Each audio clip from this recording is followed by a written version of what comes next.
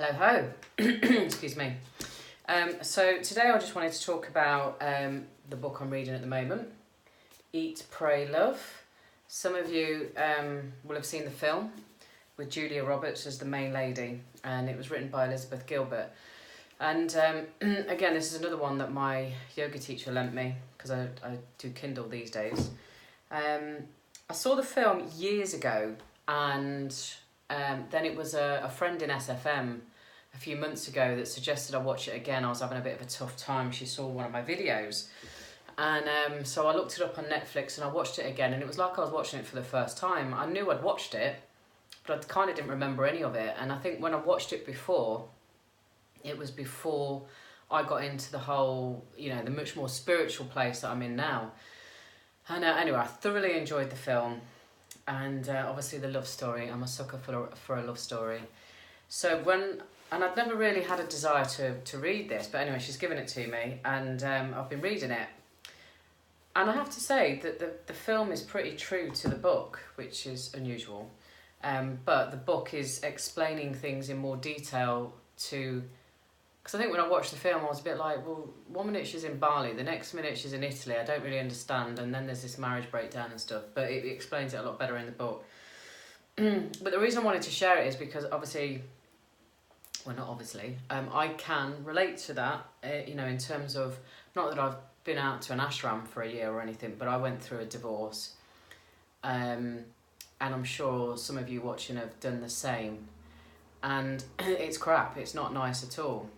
It's not nice when you realise that you don't want to be with the person that you vowed to be with for the rest of your life, and there's all sorts of stuff that goes through your head. I mean, for me, I felt responsible. I felt responsible for everything, but I felt responsible for the fact that John, my husband, was married to me, because I felt like I'd always sort of guarded a closely guarded secret in terms of my feelings and not fully getting over somebody from my past. But he wasn't a stranger to that. And I think he just chose to ignore it. Excuse me, I've just had my dinner. So I held a lot of responsibility and a lot of guilt, and it was a meeting with an acupuncturist that brought it all to a head for me. I was going along like everything was fine. I'd only been married a year, and then realised I was deeply unhappy. And as we all do, we put these sort of masks on and build layers around ourselves to the point where we don't know that we're living a lie. We don't know that we're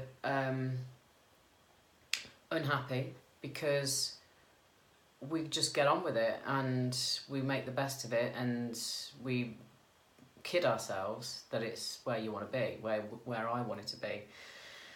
So this book is very similar. She was married, and it took her a long time to say that she wanted a divorce, and I'm only a short of the way in, but she went through a lot of crap, depression, and she almost, at her deepest despair, she had a knife and she was thinking about cutting her wrists, and I never got like that. The worst I got was panic attacks in the middle of the night. I'd wake up and I couldn't breathe and thought I was dying. It wasn't pretty. And then, eventually, that went on for a few months. And then eventually an opportunity just unfolded in front of me, and I was able to say what I needed to say to him, as difficult as it was at the time. So I just wanted to share it, really, because some of you will know the film, some of you will remember it, some of you might be watching this video and thinking, shit, I'm in that situation right now. I don't know how to tell my husband I don't want to be with him anymore. And I just really wanted to share that if you do, well, reach out if you want to talk, not a problem, because I've been there.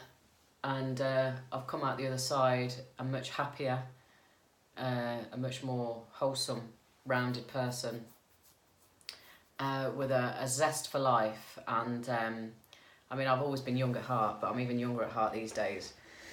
and I just want to go and experience everything, and that's exactly what I'm doing.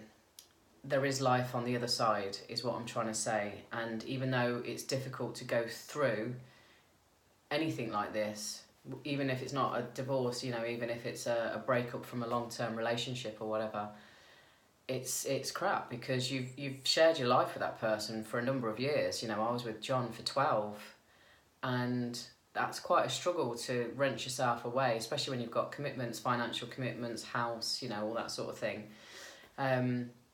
But, you know, when you are, when you do have faith in yourself, and maybe you are spiritual or believe in something, and you see the world slightly differently, it carries you through, because, you know, a lot of people don't get like that. A lot of people are, you know, down in depression and beat themselves up and stay in unhappy relationships because they can't see a way out of it.